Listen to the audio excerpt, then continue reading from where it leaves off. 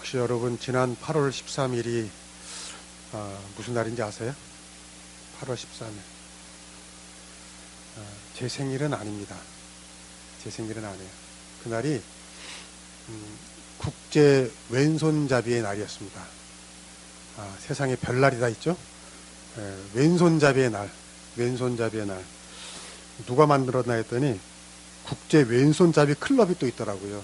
거기 딤 캠벨이라는 사람이 주도해서 만든 기념일입니다.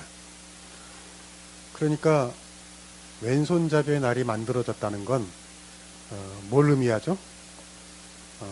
지금은 많이 달라졌지만 왼손잡이들이 많이 좀 사회적으로 편견과 차별을 받았다는 겁니다.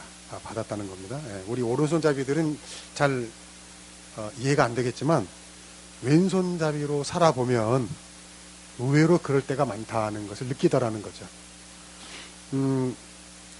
여러분 그런 게 없습니까? 어렸을 적에 왼손으로 밥을 먹다가 또 왼손으로 글을 쓰다가 어머니나 뭐 할머니 할아버지한테 손모가지 맞았던 기억 혹시 없습니까? 그런 경우 있어요. 야 오른손으로 해 오른손. 그런 경우 많거든요. 사실 우리 오른손잡이들이 몰라서 그렇지 왼손을 쓰는 분들에게는 불편한 일이 많아요. 왜냐하면 세상에서 무슨 상품이나 또 무슨 뭐 시설들이 다 오른손잡이들을 위해서 만들어져 있거든요. 대표적인 게 지하철도 개찰구 이렇게 오른손으로 이렇게 돼 있지, 이렇게 왼손으로 이렇게 돼 있지 않거든요.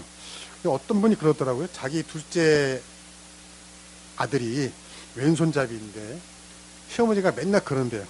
야, 그 바른 손으로 써라. 바른 손을 써라. 바른 손. 근데 그게 듣기가 그렇게 싫더래요.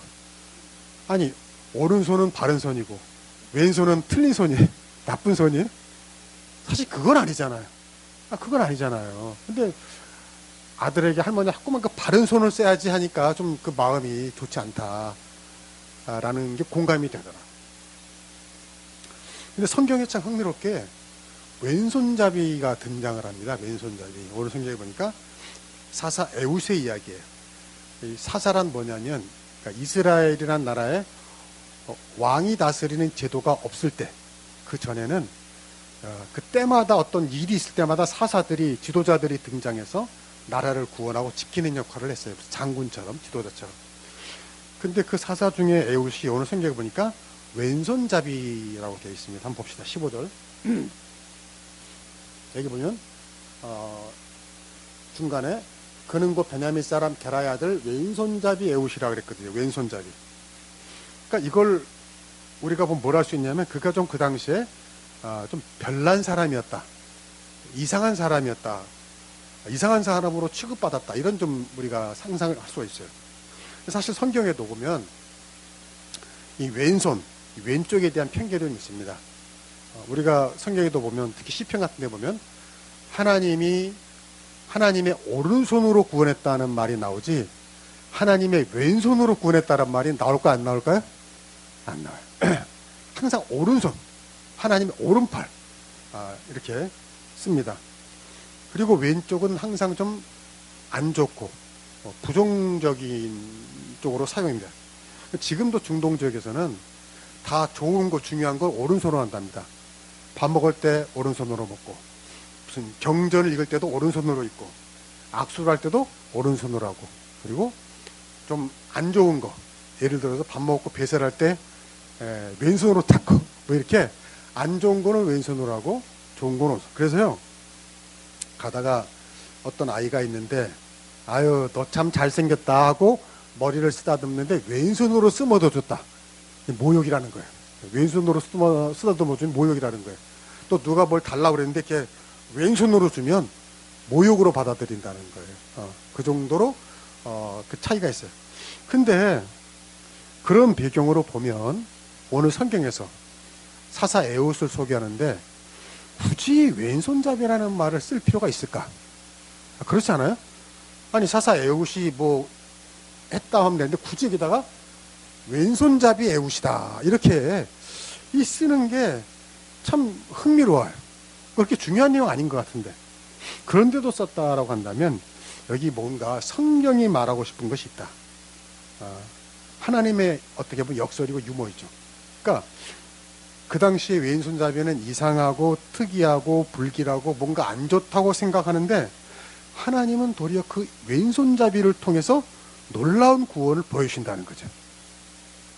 무슨 말이냐면 내가 나의 약점이라고 생각하고 결함이라고 생각하는 게 있어요. 남에게 뭔가 부끄럽고 열등하고 그렇게 느껴지는 것, 이상하게 보여지는 것이 있는데 그거를 개의치 말라는 거죠. 할렐루야. 하나님께서 너의 약점을 도리어 강점으로 쓰시고 너의 결함을 통해서 하나님의 완전함을 채워주시고 사람들이 너를 이상하게 보는 그것을 통해서 오히려 하나님이 너의 하나님이 되심을 보여주시겠다는 것입니다. 보세요. 오늘 본문 보면요, 무슨 무협 영화 같아요. 나 어렸을 때 히트했던 그 왕후 돌아온 외파리를 보는 것 같은데 당시 이스라엘이 이웃나라 모압에게 지배를 당했어요. 18년 동안이나 괴로움을 당했어요. 그래서 이스라엘 사람들이 하나님께 우리를 구해주세요, 도와주세요, 살려주세요 부르짖었더니 하나님이 사사 에웃을 보내주셨다 그 말이에요. 그래가지고 그 당시에 이제 이스라엘을 모압이 지배했으니까 우리도 그랬잖아요. 옛날에 중국에게 지배받을 때 뭐 그 나라에 가서 공물을 바치러 가고 그랬잖아요. 마찬가지로 이스라엘도 이 모압 왕 에글론에게 공물을 바치러 가야 되는데 바로 이 에웃이 그 일을 맡은 거예요.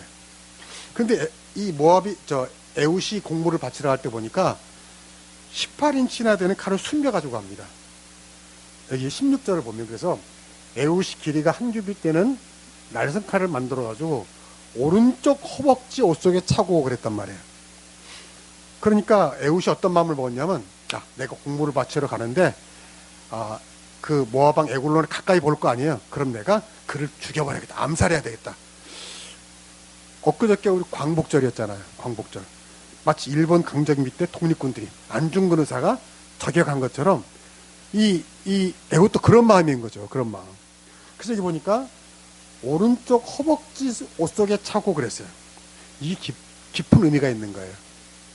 당시 그 왕의 경호원들은 이제 수색을 할 거 아니에요. 왕을 접견하기 전에 이제 몸 수색 무기가 있나 없나 수색을 할 거 아니에요. 그런데 대개 왼쪽 다리를 검사했다는 거예요. 왼쪽 다리를. 그 당시 문화가 다 오른손잡이들이고 오른손잡이들이 칼을 찰 때는 어디다 차냐면 왼쪽 다리에 찼다는 거예요. 그래서 이렇게 칼을 이렇게 쫙 여기다 칼을 차면 뽑기가 힘들잖아요.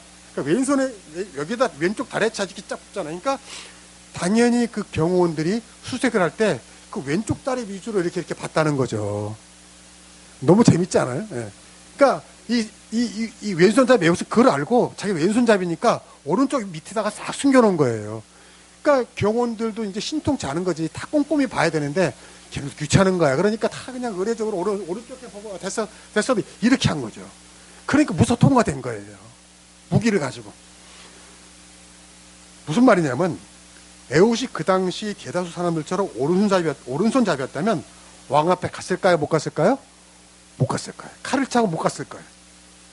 그러니까 자기만의 이런 특성을 이용해서 에웃은 칼을 차고 모압 왕 앞에까지 간 거예요. 광복절을 맞아 일제강점기를 생각하면 통쾌한 장면이니까 그 에웃이 그 왕을 살해하는 장면 한번 같이 한번 읽어봅시다. 20절. 자, 좀 길지만 같이 한번 읽어봅시다. 시작. 에웃이 그에게로 들어가니 왕이 서늘한 다락방에 홀로 앉아있는 중이라.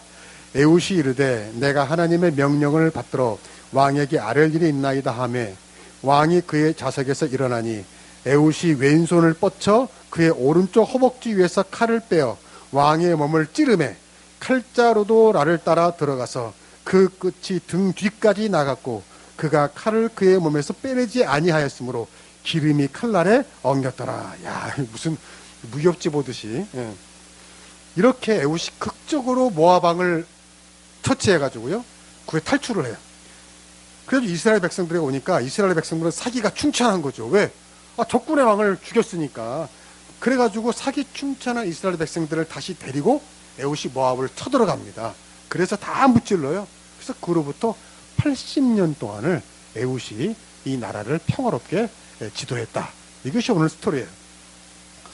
오늘 성경이 우리에게 주시려는 교훈이 뭐냐? 이 왼손잡이라는 말을 꼭 집어서 씀으로써 우리에게 주시고자 하는 건 뭐냐면, 꼭 왼손잡이뿐만 아니라 성경을 보면요, 하나님의 사람으로 쓰임받고 큰 일을 행한 인물 중에서 약점이나 결함이 없는 사람이 없다라는 거죠. 예를 들어서 아브라함은요, 나이가 많았어요. 늙은 나이가 핸디캡이었어요. 야곱은 또 성격이 별로 안 좋았잖아요. 좀 이기적인 사람 아니에요. 요셉은 또 어렸을 때 좀 잘난 척을 했잖아요. 왜? 어렸을 때 요셉이 내가 꿈을 꿨는데 뭐 형들이 저를 하고, 사실 그거 좀 꿨어도 말하기 좀 그렇잖아요. 근데 요셉은 잘난 척 하듯이 형들이 나한테 경배하고 뭐, 그러니까 미움받지. 그래서 형들한테 미움받잖아요. 그러니까 요셉도 성격적으로 약간 좀 단점이 있었어. 왕따를 당할 만한 그런 게 있어. 약점이 있었다는 거예요. 모세는 또 지도자인데 말을 더듬었어요. 사사 기도는 가난했고 나약했고, 삼손은 또 여자를 너무 밝혔잖아요. 또 다윗도 가족 관계가 복잡했어요. 엘리야는 그렇게 기적을 많이 베풀었지만 자살을 생각할 만큼 좀 우울증이 심했고, 요나는 옹졸했고, 나옴이라는 사람은 남편을 잃고 이어서 아들 둘까지 잃는, 요즘 말로 말하면 좀 팔자가 사나운 그런 사람이었고, 마르다는 벌려놓은 건 잘하는데 정리가 안 되는 사람이었고, 우물가의 사마리아 여인은 남편이 6이나 됐고, 삭개오는 외모가 좀 못났고, 바울은 건강이 좋지 못했고, 디모데라는 사람은 너무 좀 소심했고. 그러니까 이거 다 하다면 날 새는데, 모든 성경에 나온 하나님의 쓰임받는 사람들이 다 이렇게 뭔가 약점이 있었다는 거예요. 성격적이든지 윤리적이든지 건강상이든지 가문이나 배경에 뭔가 좀 부족함이 있었어요. 근데 하나님께서는 그들을 다 적재적소에 쓰셔서 하나님의 일을 하게 하시더라, 그 말이에요. 나는 오늘도 여러분에게 이런 일이 있을 줄로 믿습니다. 대표적으로 좀 대조되는 인물을 소개하고 싶어요. 베드로와 바울이에요. 한 번은 이런 일이 있었어요. 초대교회 때 문제가 됐던 게 뭐냐면, 유대인 기독교인들 중에 아직도 구약의 율법을 지켜야 한다고 주장하는 사람이 있었어요. 예를 들면 할례 같은 거, 이제는 지키지 않아도 되거든요. 예수님의 은혜로 구원받았으니까 할례 같은 거 안 지켜도 되는데, 그 유대인 전통에 있던 사람들은 아니야, 할례도 해야 돼, 이렇게 주장을 한 거예요. 율법주의자들이라고 말할 수 있죠. 근데 어느 날 베드로가 이방인들과 식사를 하다가, 그러니까 이방인들은 할례를 안 지키죠. 그러니까 베드로가 이방인들과 식사를 하는데 유대인이 온 거예요. 율법주의자가 온 거예요. 그러니까 베드로가 그걸 보고 깜짝 놀라가지고, 이방인과 밥 먹던 거 깜짝 놀라가지고 막 부랴부랴 도망을 간 거예요. 그러니까 바울이 그걸 보고 베드로를 비난한 겁니다. 야, 베드로야, 너 그럴 수 있냐?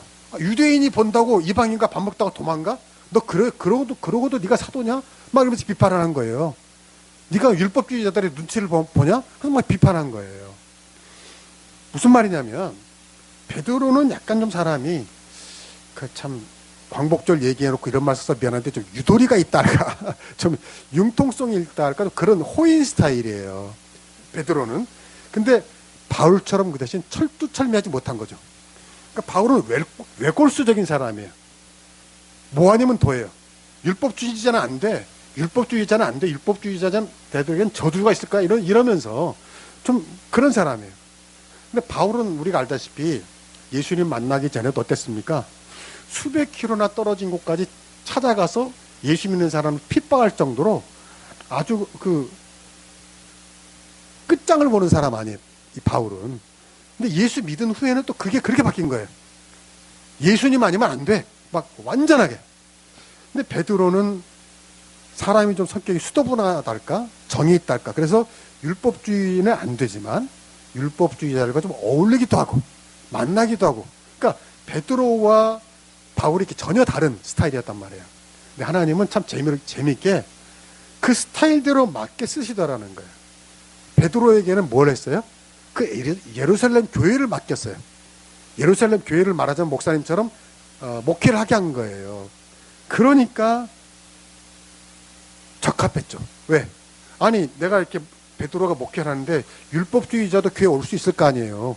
그럼 바울처럼, 야, 율법주의자가 어디 교회 와? 너 나가. 이 저주받을 인간은 나가. 그러면 교회가 될까 안 될까요? 제일 교회 목회를 안 해볼 모르시는구나. 안 되지. 목사라면 죄 지은 사람이 와도 술 고주망태가 와도, 이 문신 사방이 그래 와도 다 아예 어서오세요. 잘해서 이래야지 좀 교회도 부흥이 되고 또 그런 사람들 교회 와서 예수 믿다가 변화도 돼. 그러는 거 아니에요. 근데 베드로는 그런 스타일이었거든. 잘 어울리고. 그러니까 베드로에게는 교회 목회를 맡긴 거예요. 목회를. 한 교회를 잘 목회해라. 근데 바울은 뭘 맡겼죠? 한 교회를 맡긴 게 아니라 여기저기 돌아다니면서 복음을 전하게 한 거예요. 전혀 낯선 곳, 이방인들이 사는 곳, 우상숭배가 있는 곳, 그곳을 가서 복음을 전하게 한 거예요. 그러니까 오히려 바울은 할 수 있었죠. 왜? 그는 끈질긴 사람이니까, 철두철면 사람이니까, 외골수적인 사람이니까, 낯선 땅에 가서 헤딩하듯이 교회를 세운 줄로 믿습니다. 그러니까 하나님은 다 이 단점이 있지만 그 단점을 오히려 장점으로 만들어가지고 쓰시더라, 그 말이에요. 나는 여러분에게도 이런 하나님의 은혜가 있기를 축복합니다. 하나님께서 오늘도 우리의 약점과 결점 그것을 그게 뭐 성격이든지 건강이든지 사회적인 조건이든지 다 받아주신다는 거예요. 다 포용하시고 그걸 좋게 쓰시다라는 거예요. 저는 오래전에 토스카니니 지휘자의 일화를 참 재밌게 읽었어요. 토스카니니는 20세기 최고의 지휘자라고 하는데 여러분도 한번 좀 이름은 들어봤을 거예요. 토스카니니. 근데 이 사람이 세계적인 지휘자가 된 배경이 재밌어요. 이 사람이 원래 오페라단에서 첼로 연주자였거든요. 그리고 합창단 지휘자. 근데 어느 날 이 본 지휘자와 악단 사이에 트러블이 생겨가지고 지휘자가 이제 아니다 때려쳐 하고 나가버린 거예요. 그러니까 이제 부지휘자한테 네가 지휘자를 해라.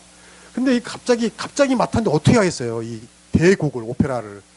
그러니까 못하니까 이 관객들이 비난하고 하니까 쫓겨난 거예요.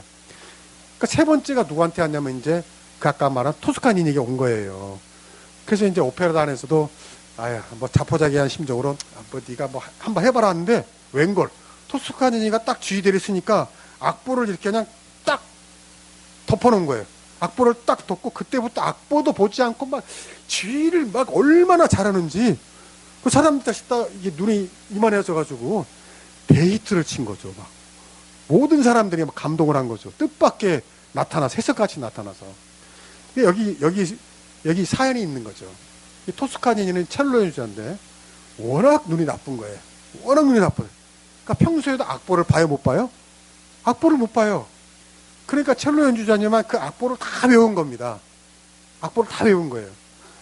그러니까 갑자기 지휘를 맡았는데 악보를 다 외우니까 걱정 없이 나서 마음껏 지휘를 한 거예요. 여러분 한번 이 경우를 생각해 보세요. 그 토스카니니가 평소에 쉬웠을까요? 어려웠을까요? 어려웠겠죠. 왜? 다른 첼로 연주자, 바이올린 연주자, 다른 사람들은 그렇게까지 악보를 안 외워도 되잖아요. 근데 자기는 연주할 때마다 다 외워야 되니까 그 얼마나 힘들겠어요.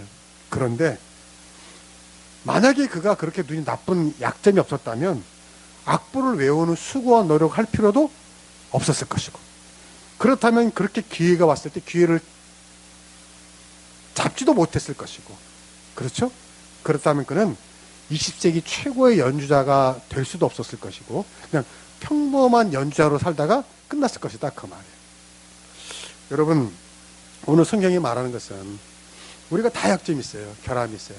외모든지 학벌이든지 가정 형편이든지 건강이든지. 그러나 하나님께서는 그런 우리 모두의 약점과 결함을 통해서 합력하여 선을 이루시는 줄로 믿습니다.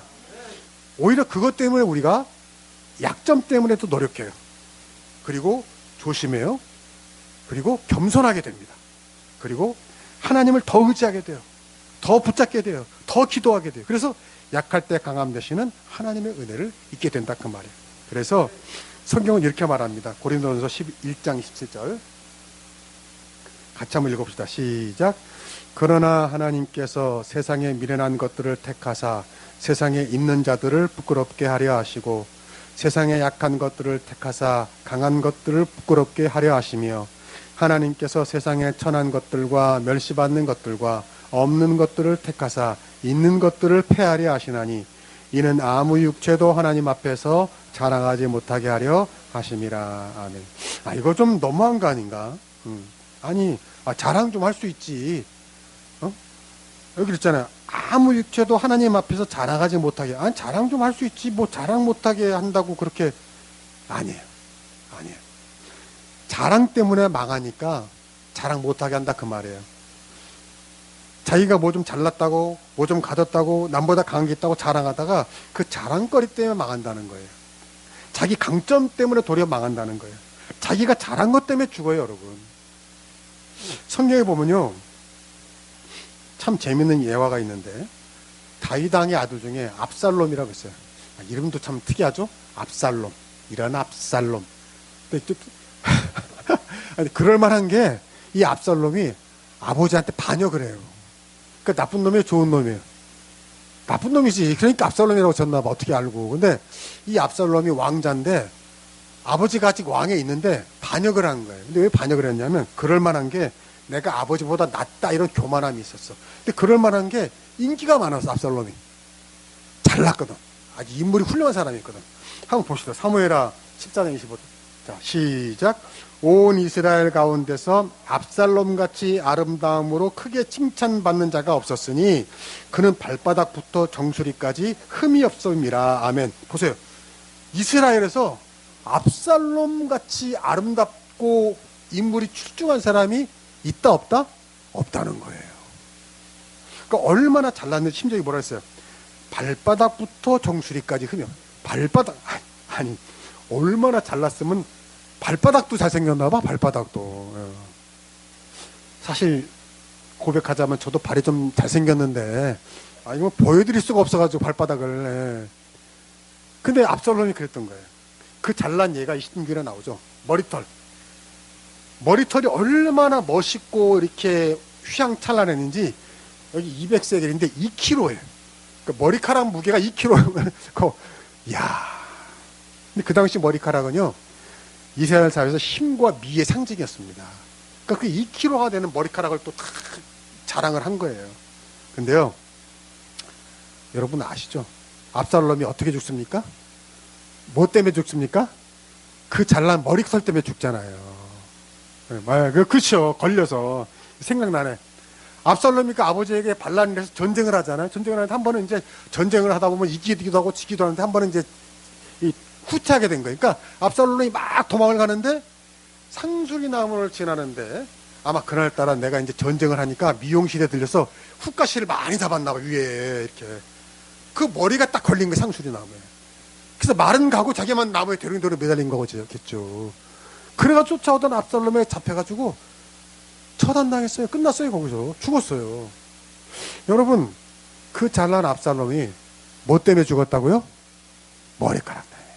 자기 자랑거리 때문에 죽었단 말이에요. 성경이 뭘 가르치냐면 사람은 자기 자랑거리 때문에 죽는다는 거예요. 여러분 기억하세요. 절대로 사람은 자기 약점이나 결함 때문에 망하지 않아요. 자기 약점이나 결함 때문에 망하지 않아요. 오히려 에우처럼 하나님을 믿는 신앙이 있다면 그 약점 때문에, 그 결함 때문에 하나님을 더 의지하게 될 줄로 믿습니다. 하나님을 더 붙들고요, 더 겸손해지고요. 그래서 그 약점과 결함 때문에 더 잘 됩니다. 더 오래 갑니다. 버림받지 않아요. 오히려 사람은 압살롬처럼 자기 자랑거리 때문에 망해요. 자기 잘난 것 때문에 떨어집니다. 그것 때문에 실패합니다. 화를 당합니다. 분수를 모르고 교만해집니다. 오늘 이 에훗 이야기에서 한 가지만 더 간단히 얘기하려고 하는데요. 사실 그 에훗이 모압왕 에글론을 죽이는데 한 번에 성공하지 못했어요. 오늘 본문에 보면요, 처음에 한 번 실패합니다. 18, 19절 보면요, 에훗이 공물을 바치기를 마친 후에 그랬어요. 그러니까 처음 들어가서 이 칼을 뽑아서 죽여야 될 거 아니에요. 근데 무서웠던 것 같아요. 막상 그게 쉽겠어요. 막 칼을 뽑아야 되는데 달달달달 떨리니까 이게 결국은 실패하고 공물만 바치고 그냥 나온 거예요. 그리고 자기는 길갈 근처 돌 뜨는 곳에서부터 돌아와서, 그러니까 길갈이라는 곳에까지 터덜터덜 그냥 얼마나 그러겠어요. 내가 이제 저놈을 죽여서 나라를 살려야 했는데 실패했으니까 그 좌절감, 낙담, 내가 왜 그랬을까, 그런 마음으로 터덜터덜 가다가 길갈이라는 곳에서 다시 돌아온 거예요. 그래서 다시 아까 말한 것처럼 에글론 왕에게 드릴 말씀이 있다고 찾아가서 성공한 거죠. 근데 이 길갈이 어디입니까? 이 길갈이 어떤 곳이길래 에글론이 길갈에서 돌아왔을까요? 길갈이 어떤 곳이냐면 자기 선조 이스라엘 백성이 출애굽해서 가나안에 들어오잖아요. 근데 가나안에 들어오기 전에 가나안을 가로막는 긴 강이 있어요. 그게 요단강입니다. 그 요단강이 막 물이 넘치고 범람할 때에 강을 건너야 되잖아. 그 많은 이스라엘 백성들이 어떻게 건넙니까? 무슨 수로 건넙니까?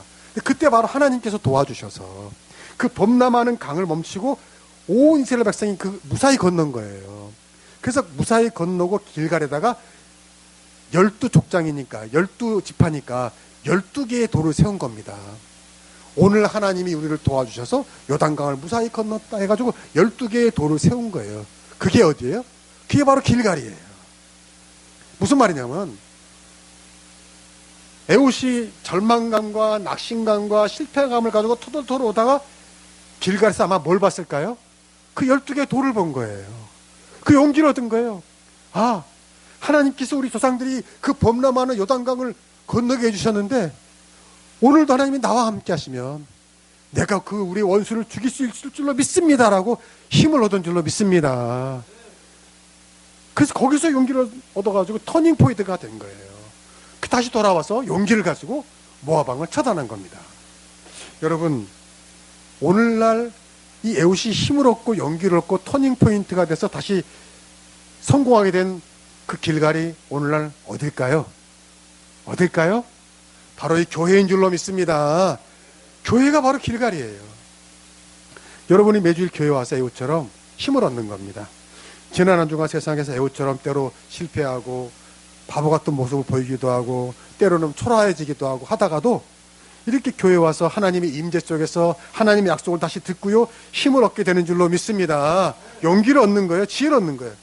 그래서 왼손잡이 에웃의 약점을 도리어 강점으로 쓰신 하나님께서 우리의 약점과 결점을 통해서 도리어 그분의 영광을 드러내실 줄로 믿습니다. 이번 한 주간도 여러분 하나님이 여러분과 함께 하셔서 어디를 가든지 왼손잡이 에웃과 함께 하셨던 하나님이 여러분의 결함과 단점과 약점을 극복하게 하시고 성공하는 한 주간을 살게 되기를 주 이름으로 축복합니다. 기도하겠습니다.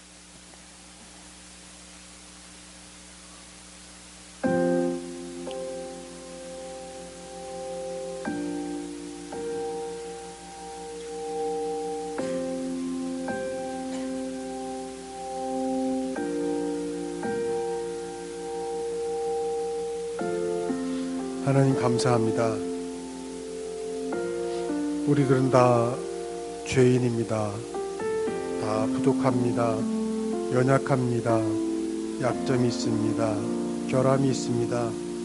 성격적으로도 또 세상 조건도 가정사정도 뭔가 남에게 부끄러운 나만의 어떤 것들이 다 있습니다. 그러나 그 당시에 별난 사람처럼 취급받고 이상한 사람처럼 취급받던 에웃을 통해서 이스라엘 백성을 구원하신 하나님, 오늘도 우리 이런 단점과 연약한 점들을 통해서도 오히려 우리를 통해서 이런 하나님의 살아계심과 하나님의 전능하심과 하나님의 위대하심이 우리를 통해 나타나게 하여 주시옵소서.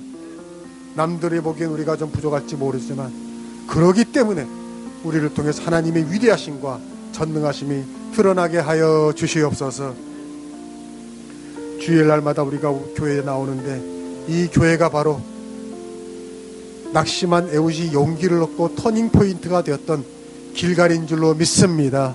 주여, 이 교회에 나온 주의 백성들마다 주일날 교회에 나와서 세상이 줄 수 없는 위기로와 용기와 힘을 얻고 돌아가는 교회가 되게 하여 주시옵소서. 실패한 영혼들이 와서 성공을 향해 나아가는 교회가 되게 하여 주시옵소서. 예수님의 이름으로 기도하옵나이다. 아멘.